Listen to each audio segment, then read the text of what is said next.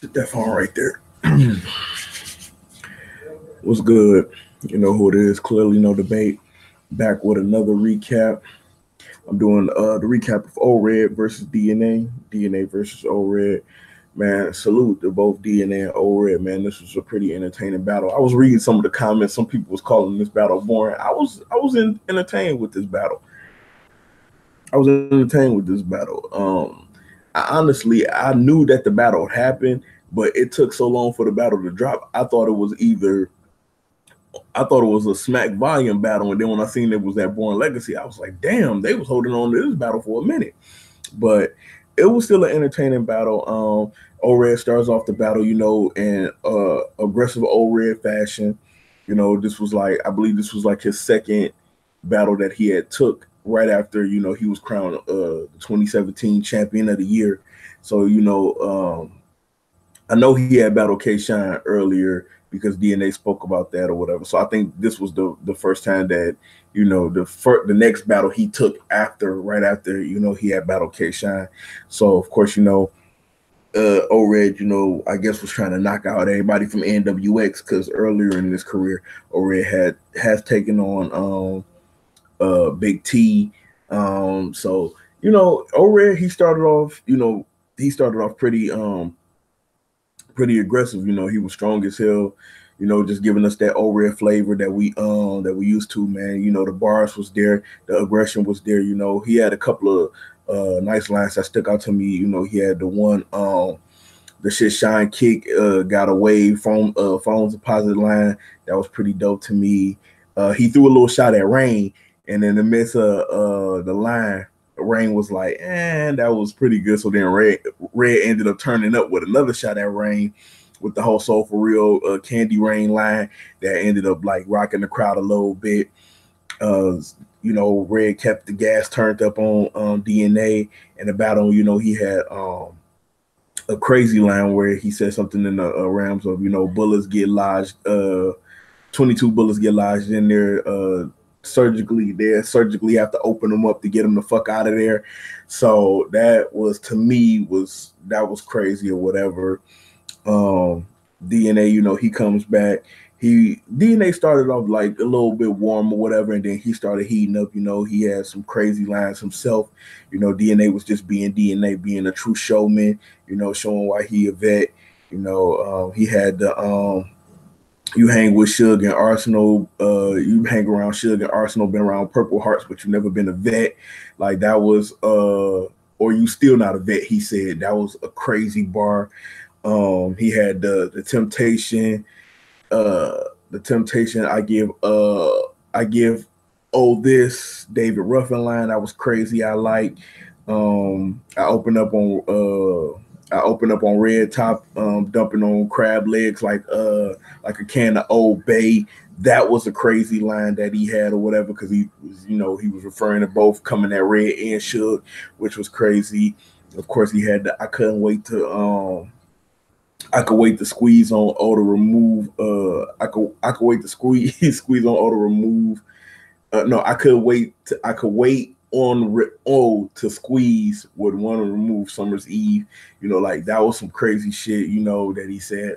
And to me, it was a pretty even first round, but I still ended up edging the first round to ORED because I think ORED was just a little bit too much more aggressive for DNA in that round or whatever. And to me, it ended up just being edged, in my opinion, to ORED.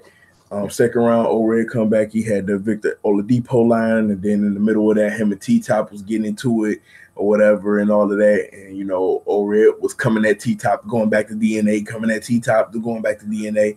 And then ORED had the top of your top or top, you can't top it line that he went at both DNA and TNA, T-Top with.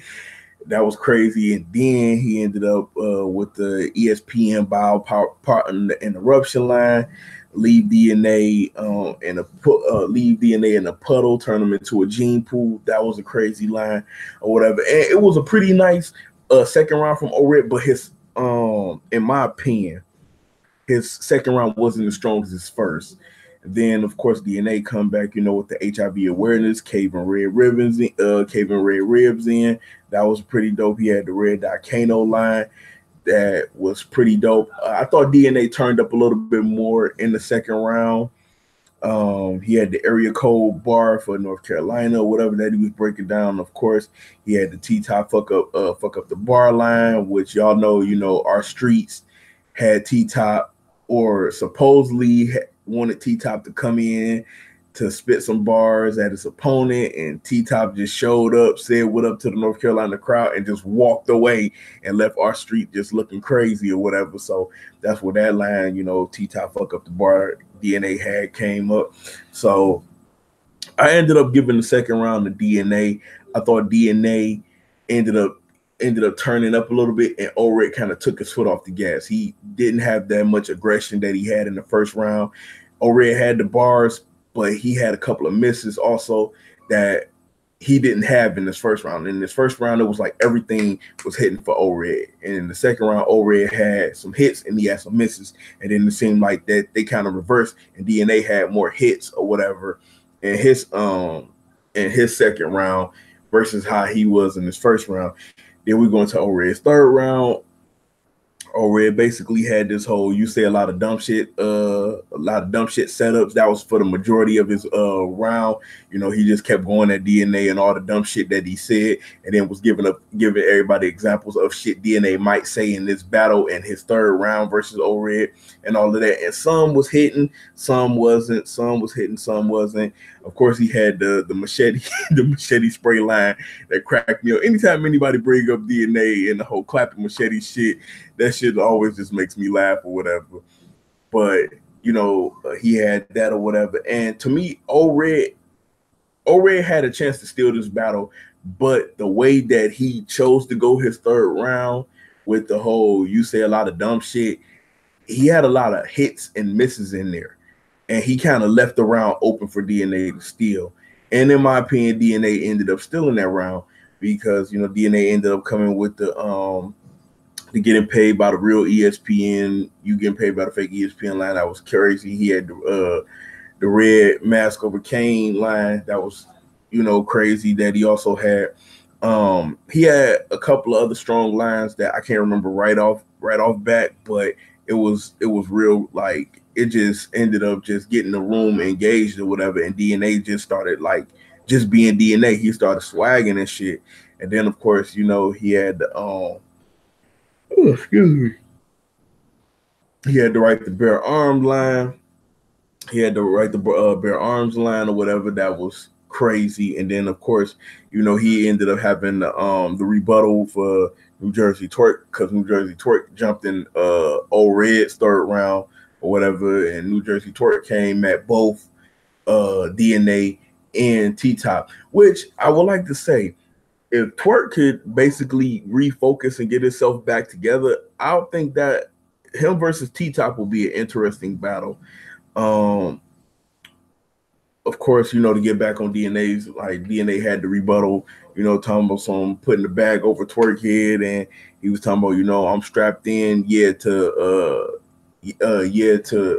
strapped in on death row and all of that. So the shit was crazy. Like DNA, he really was able. He did enough to me to steal the third round, and I ended up giving this battle 2-1 to DNA. But nothing to take away from O-Red. I think O-Red still came with some shit or whatever, but it was just moments where O-Red was just taking his foot off the gas, and that's not like O-Red. That's not like O-Red at all. When O-Red usually puts his foot on somebody's neck, like O-Red usually like go for the kill and don't let up at all. But in this battle, I just felt like that he kind of let off the gas with DNA or whatever, and it was just enough for DNA to sneak in and steal the win from him or whatever. And of course, everybody know that this is the battle that ended up bringing on DNA's other alter ego, the champion. And I've been just harassing DNA on Twitter that you're no longer the champion because you need to give that belt to JC, because JC beat you at Gnome 8.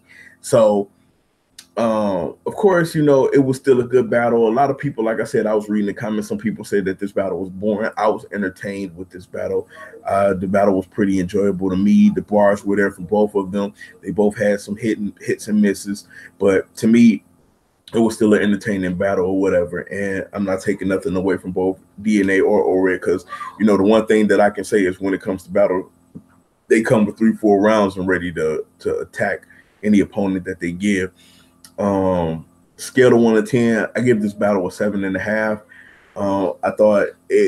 I think it probably would have been better if they did it. If it was a volume battle, I think it would have been a lot better if it was a volume battle between these two.